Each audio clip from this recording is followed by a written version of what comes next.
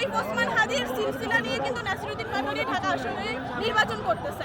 আমার নেতা মির্জা আব্বাস তারা স্লোগান দিচ্ছে ধানের শীষ। তো এখানে তো আমাদের উপরে তারা যদি ব্লেম দেয় তাহলে তো এটা হবে না। এখানে স্পষ্টত যারা হচ্ছে ছাত্র দলের যারা কর্মী, বিএনপি যারা কর্মী তারা সম্মুখে ছিল। এই ব্লেমটা তো আমাদের উপরে দিলে তো এটা সম্পূর্ণ একটা ইনভ্যালিড হচ্ছে হয়ে যায়। উনি একটা এমপি ক্যান্ডিডেট, উনি হচ্ছে একজন বর্ষিয়ান রাজনীতিবিদ। ওনার কাছ থেকে এই ধরনের ভুয়া তথ্য আমরা কখনো আশা করি না। আমরা চাই একটা সুষ্ঠু গণতান্ত্রিক চর্চার মাধ্যমে আমাদের এখানে নির্বাচন হোক। আমরা একটা সুষ্ঠু নির্বাচন চাই এবং এই সুষ্ঠু নির্বাচনে বাধা দেওয়ার জন্য যারাই সামনে আসবে তাদের বিরুদ্ধে ইসি যাতে দ্রুত একটা পদক্ষেপ বিরুদ্ধে কথা বলতেছে, যেরকমটা ঠিক শরীফ ওসমান বিন হাদি করছিল।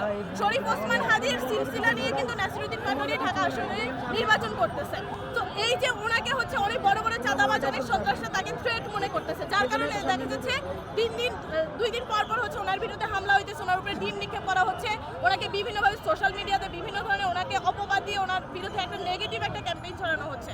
তো এইগুলো আসলে বর্তমানের রাজনৈতিক যে চর্চা, গণতান্ত্রিক চর্চা, সেটার ক্ষেত্রে আসলে এগুলা কোনোভাবেই আমরা কাম্য করি না। আমরা চাই একটা সুষ্ঠু নির্বাচন হোক, আমরা চাই একটা সুষ্ঠু কম্পিটিশনের মাধ্যমে নির্বাচনটা হোক। জনগণ হচ্ছে 12 তারিখে রায় দিবে ইনশাআল্লাহ যে তারা কাকে ভোটে এখানে সম্পূর্ণ হচ্ছে বিশ্ববিদ্যালয়ের প্রশাসনের এখতিয়ার মতে এখানে শিক্ষার্থীরা তাকে ইনভাইট করে তাকে নিয়ে আসা হয়েছে এবং উনি যখন ঢুকতেছিল ওনাকে একদল শিক্ষার্থী বরণ করে নেওয়ার জন্য আসতেছিল।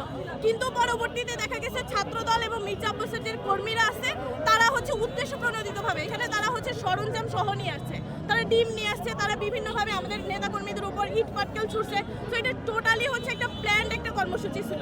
তো এখানে হচ্ছে আসলে ব্লেমটা আমাদের উপর না দিয়ে আমরা বিএনপির কাছে অনুরোধ করবো যে আপনাদের যেসব নেতাকর্মীরা হচ্ছে এই ঘটনাটা ঘটাইছে আপনারা এটা তদন্ত করেন। আপনাদের নেতাকর্মীদেরকে এই ধরনের যে সন্ত্রাসী কাজকর্ম দেওয়ার স্পেস আপনারা দিচ্ছেন, এটাকে কিন্তু আপনাদের দলকেই স্যাবোটাইজ করতেছেন।